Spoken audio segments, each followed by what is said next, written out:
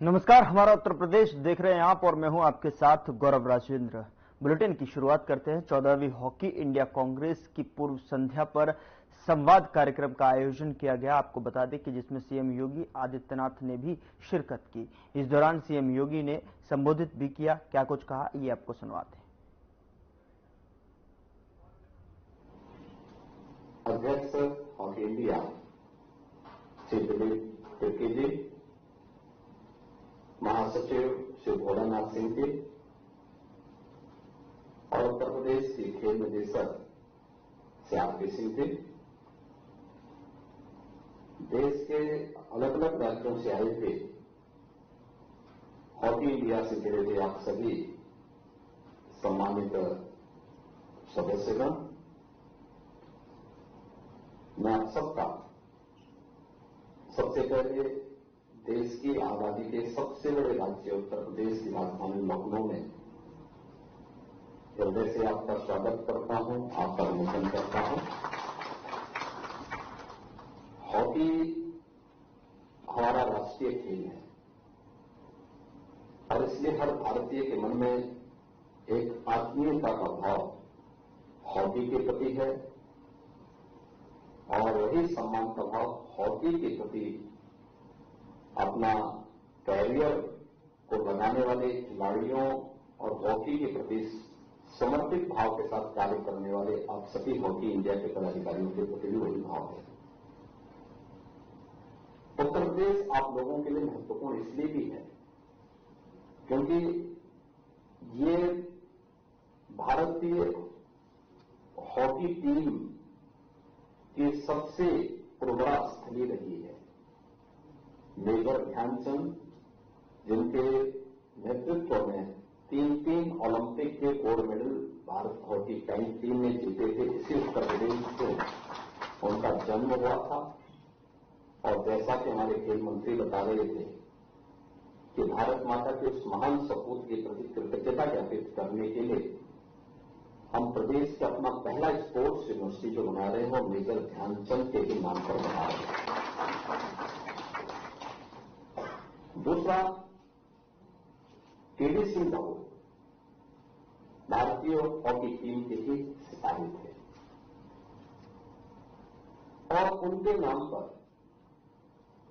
यही लखनऊ के पास ही बाराबंकी जनपद में उनका जन्म हुआ था।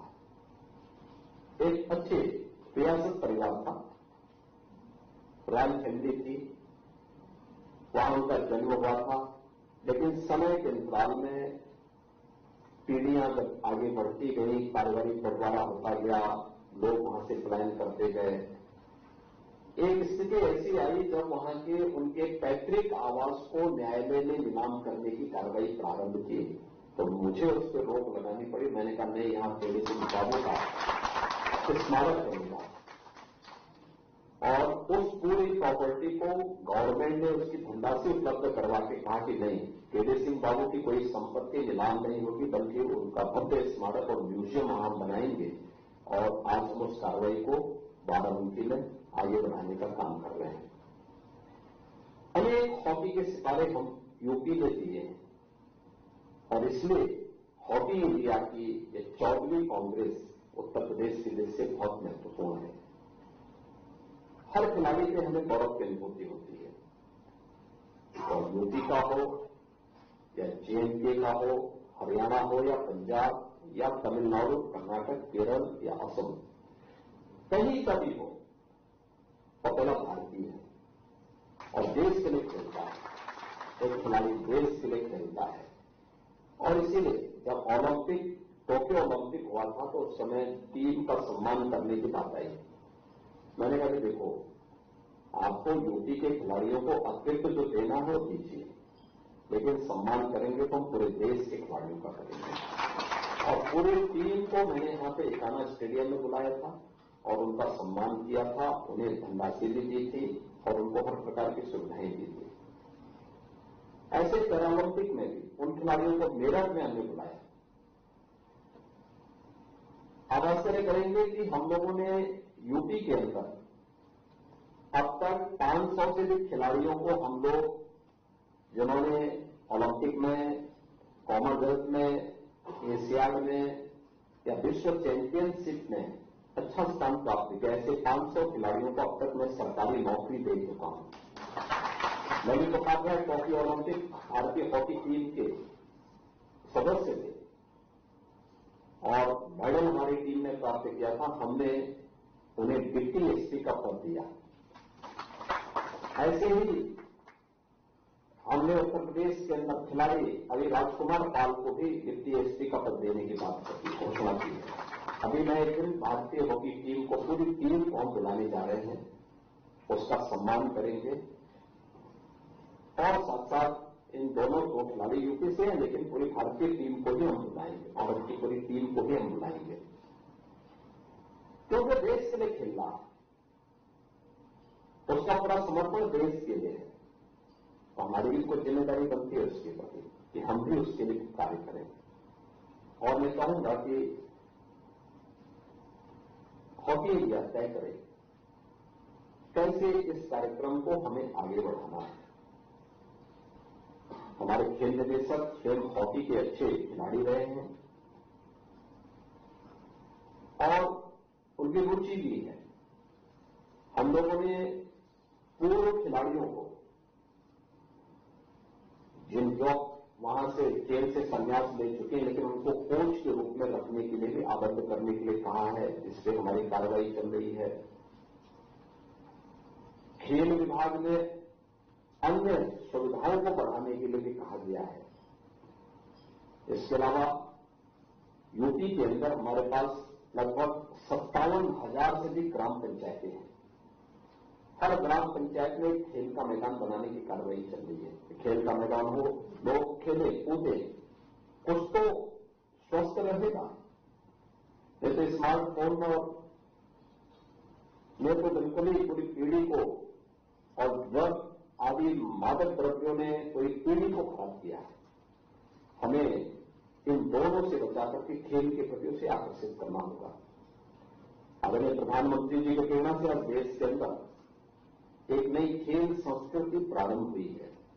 खेलो इंडिया खेलों के माध्यम से, फिट इंडिया मूवमेंट के माध्यम से, सांसद खेलकूद प्रतियोगिता के माध्यम से हर जनपद में भी खेल का एक सेंटर बनाने की जो कार्रवाई प्रारंभ हुई है, इसी क्रम में हम लोगों ने तय किया कि हर ग्राम पंचायत में खेल का मैदान होना चाहिए, हर विकास खंड में एक मिनी स्टेडियम और हर जनपद में एक स्टेडियम। और मैं चाहूंगा कि हॉकी इंडिया इस चीज को खेल विभाग के साथ मिलकर के तय करवाएं कि किन किन जनपदों में हॉकी के लिए स्पेसिफिक उनके स्टेडियम होने चाहिए जो हॉकी को ही समर्पित हो। मुझे लगता है कि अच्छा मैसेज जाएगा। खेल के मैदान की भी स्टैंडर्ड को स्वरूप में रखना।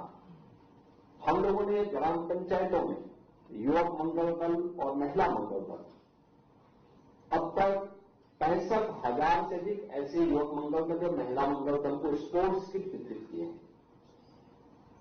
अगर हम ग्राम स्तर से सबसे छोटी इकाई से खेल की प्रतिस्पर्धा को आगे बढ़ा करके और प्रतिवर्ष एक प्रतिस्पर्धा को आगे बढ़ाएं तो मुझे लगता है अच्छे खिलाड़ी हम खेल पाएंगे। दूसरा, जैसे क्रिकेट में लीग हो रहे हैं, इस समय यूपी की लीग चल रहे हैं क्रिकेट के, युवा खिलाड़ियों में उत्साह है। क्या हम इसे, जैसे यूपी के अंदर 75 जनपद है, 75 डिस्ट्रिक्ट है,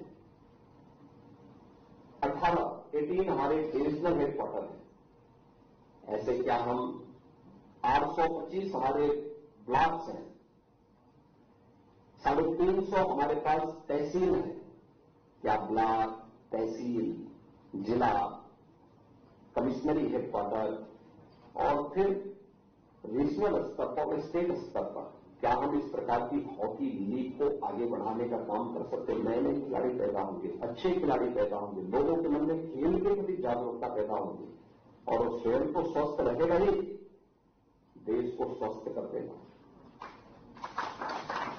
देश को भी स्वस्थ कर देगा। मुझे लगता है आज के दिन पर भारत के अंदर पहले से भी बल की कमी नहीं रही है, बुद्धि की कमी भी नहीं रही है, लेकिन इस बल और बुद्धि में सेंधमारी शुरू हुई है और सेंधमारी ड्रग का भी है स्मार्टफोन का भी है। इन दोनों से हमें बचा करके उस कार्यक्रम को उन्हें आगे बढ़ाना पड़ेगा। और मैं आपको इस बात के लिए आश्वस्त करता हूं, राज्य सरकार इसके लिए भरपूर सहयोग करने को तैयार है। हम भरपूर सहयोग करेंगे। हमारे हॉकी इंडिया के अध्यक्ष यहां पे श्री दिलीप तिर्की जी यहां पर हैं, भोलानाथ सिंह जी यहां पर हैं, आप सभी लोग यहां पर आए हैं। यहां पर अपने अगले 1-2 दिन बैठ करके इस पर चिंतन करेंगे। देश के लिए अच्छी टीम तैयार करना, इंटरनेशनल स्टैंडर्ड क्या है उसके अनुरूप अपने खिलाड़ियों को उस प्रकार की फैसिलिटी उपलब्ध करवाना, उन्हें तैयार करना। और अच्छे खिलाड़ी कोई भी हो जो देश के लिए खेल रहा है, ये मान के चलिए कि वो हमारा खिलाड़ी है, कोई भी राज्य हो, उसको प्रति अपनत्व का भाव पैदा करना, क्योंकि उसे खेलेगा देश के लिए खेलेगा, पूरे भारतवासियों के लिए खेलेगा। 140 करोड़ भारतीयों का प्रतिनिधि बनकर के जाएगा। इसलिए उसको प्रोत्साहित करने के संज्ञान में उत्तर प्रदेश की प्रति मैं आपको आश्वस्त करता हूं कि उत्तर प्रदेश सरकार आपको भरपूर सहयोग करेगी। हर प्रकार का हमारा सहयोग आपके प्रति होगा। मैं एक बार फिर से आप लोग यहां पर आए और अपनी तमाम व्यस्तता के बावजूद आपने उत्तर प्रदेश के लिए समय दिया है, मुझे बहुत अच्छा लगा। और मैंने स्वयं ही खेल विभाग से कहा कि भाई हॉकी इंडिया कांग्रेस की बैठक यूपी में हो रही है, तो अगर हो सके मुख्यमंत्री आवास पे आ सके तो मुझे प्रसन्नता होगी उनके साथ बैठने में। और मुझे बहुत प्रसन्नता है कि आप लोग आए, आपका मैं यहां स्वागत करता हूं। एक और बात मैं आपसे कहना चाहूंगा, वह है हमारे 75 डिस्ट्रिक्ट है, हर जिले की एक यूनिक प्रोडक्ट है। हमने उसको 1 डिस्ट्रिक्ट 1 प्रोडक्ट के रूप में प्रमोट किया। उसकी डिजाइन, उसकी टेक्नोलॉजी, उसके लिए मार्केट, उसके लिए कॉमन फैसिलिटेशन सेंटर, उसको एक्सपोर्ट करने की व्यवस्था, उसकी पैकेजिंग, इन सबके साथ जुड़ा है। और मेरठ जिला हमारा ऐसा है जिसको हम लोगों ने स्पोर्ट्स आइटम के हब के रूप में विकसित किया। स्पोर्ट्स के लिए भी एक जिला है, वो मेरठ जिला है। देखिए हर जिले में काम हो रहा है, लेकिन आप देखेंगे मेरठ में खेल की हर सामग्री आपको वहां मिल जाएगी। पूरा एक वो विकसित हो गया वहां पे, बहुत अच्छा हुआ है। और मैंने अपने कार्यालय से कहा था कि भाई हॉकी इंडिया के सदस्य आएंगे तो 1 डिस्ट्रिक्ट 1 प्रोडक्ट में से कोई एक प्रोडक्ट उनको भी जरूर यहां पे दीजिएगा, तो लोग लाए होंगे, मुझे प्रसन्नता होगी अगर आप उसको लेंगे। तो एक बार फिर से मैं आपका स्वागत करता हूं। धन्यवाद। सर,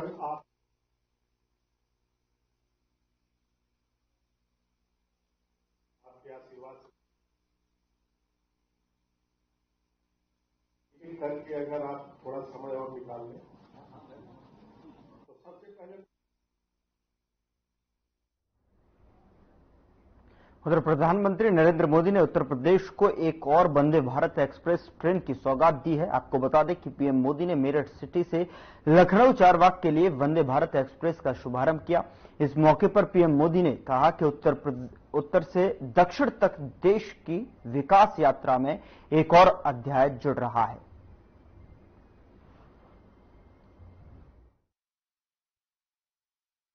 तेजी से काम चल रहा है। देश भर में 1326 स्टेशन का पुनर्निर्माण का काम चल रहा है, जो कि विश्व में सबसे बड़ा स्टेशन रीडेवलपमेंट प्रोजेक्ट है। कवच जैसी आधुनिक टेक्नोलॉजी देश में डेवलप की गई। अभी हाल ही जुलाई में ये कंप्लीट हुआ इसका डेवलपमेंट, और अब मिशन मोड में देश भर में इसे इंप्लीमेंट किया जाएगा। माननीय प्रधानमंत्री जी ने लाल किले से आह्वान किया है कि हम सब 3 गुना मेहनत करें। माननीय प्रधानमंत्री जी, रेल परिवार के 12 लाख सदस्य आपको विश्वास दिलाते हैं कि हम सभी देश की अपेक्षाओं पर खरे उतरने के लिए जी जान लगा देंगे। आपने तो रेलवे को जिया है, आपका रेलवे के साथ इमोशनल कनेक्ट है। आपके इस सदैव अनवरत मार्गदर्शन के लिए आपका आभार। जय हिंद, भारत माता की जय। धन्यवाद माननीय मंत्री जी। आज के इस कार्यक्रम के माध्यम से देश में स्पीड और कनेक्टिविटी के एक नए दौर की शुरुआत होने जा रही है। आज संचालित होने वाली वंदे भारत एक्सप्रेस ट्रेनें देशवासियों को सुखद, सुगम और आरामदायक यात्रा का अनुभव कराएंगी। आइए नजर डालते हैं नए और आत्मनिर्भर भारत की प्रतीक बन चुकी वंदे भारत ट्रेन की एक लघु फिल्म पर।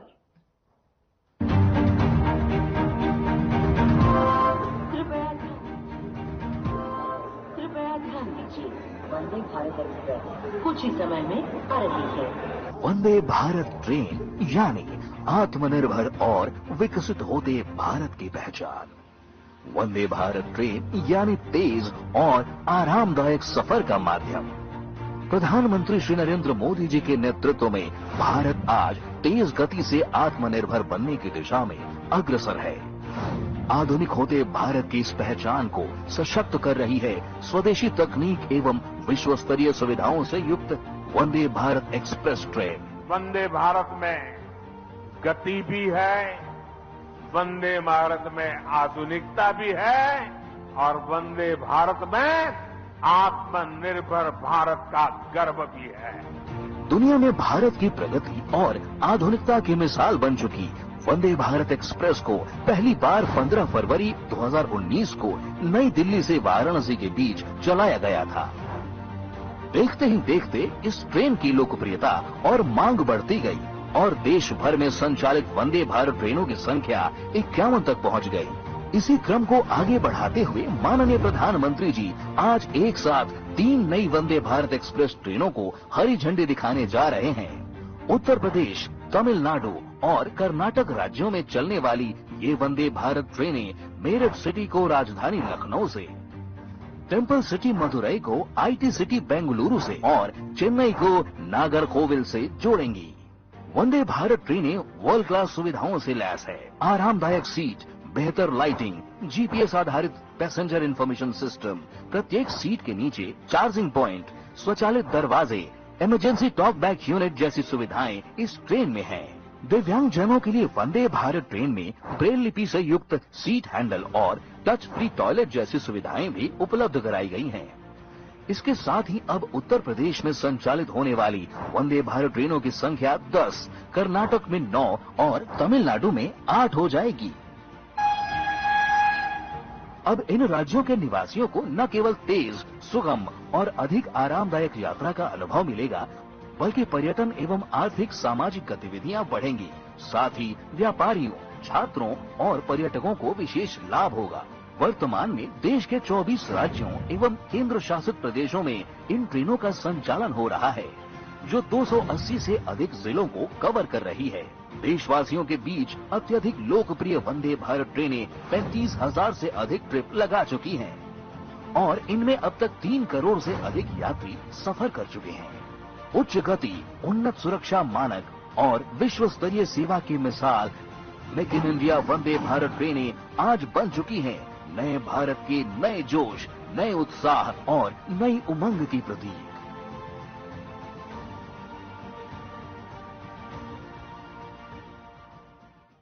आदरणीय प्रधानमंत्री श्री नरेंद्र मोदी जी से विनम्र निवेदन करती हूं कि इस अभूतपूर्व अवसर पर अपने प्रेरणादायी उद्बोधन से हम सभी का मार्गदर्शन करें।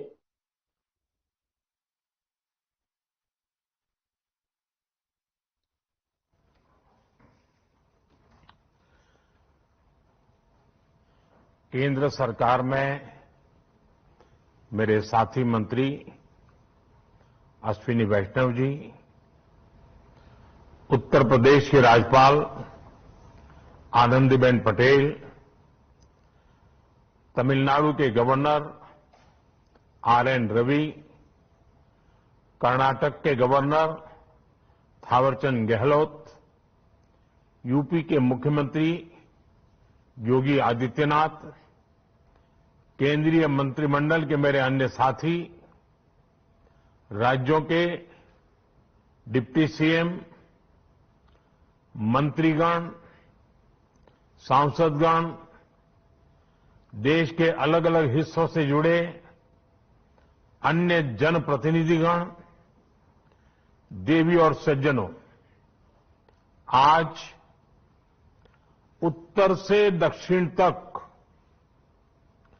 देश की विकास यात्रा में एक और अध्याय जुड़ रहा है। आज से मदुरई बेंगलुरु, चेन्नई नागरकोइल और मेरठ लखनऊ के बीच वंदे भारत ट्रेनों की सेवा शुरू हो रही है। वंदे भारत ट्रेनों का ये विस्तार, ये आधुनिकता, ये रफ्तार हमारा देश विकसित भारत के लक्ष्य की ओर कदम दर कदम बढ़ रहा है।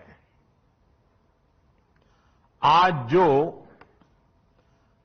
3 वंदे भारत ट्रेनें शुरू हुई हैं, इनसे देश के महत्वपूर्ण शहर और ऐतिहासिक जगहों को कनेक्टिविटी मिली है।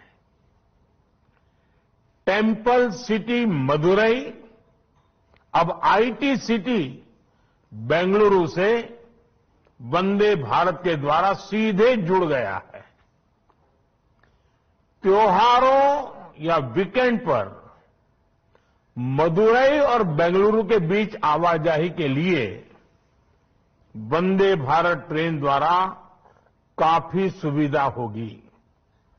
साथ ही ये वंदे भारत ट्रेन तीर्थ यात्रियों के लिए भी बहुत कारगर साबित होगी। चेन्नई से नागरकोइल रूट की वंदे भारत से भी छात्रों को, किसानों को और आईटी प्रोफेशनल्स को बहुत लाभ होगा। जिन जगहों तक वंदे भारत एक्सप्रेस की सुविधा पहुंच रही है, वहां पर्यटकों की संख्या बढ़ रही है। पर्यटकों की संख्या बढ़ने का मतलब है वहां कारोबारियों, दुकानदारों की आय में बढ़ोतरी हो रही है। हमारे यहां रोजगार के नए अवसर भी तैयार हो रहे हैं। बुलेटिन में मेरे साथ इतना ही, पर अब वक्त हो चला है डॉक्टर राकेश गुप्ता के साथ हमारे खास कार्यक्रम प्लस माइनस का।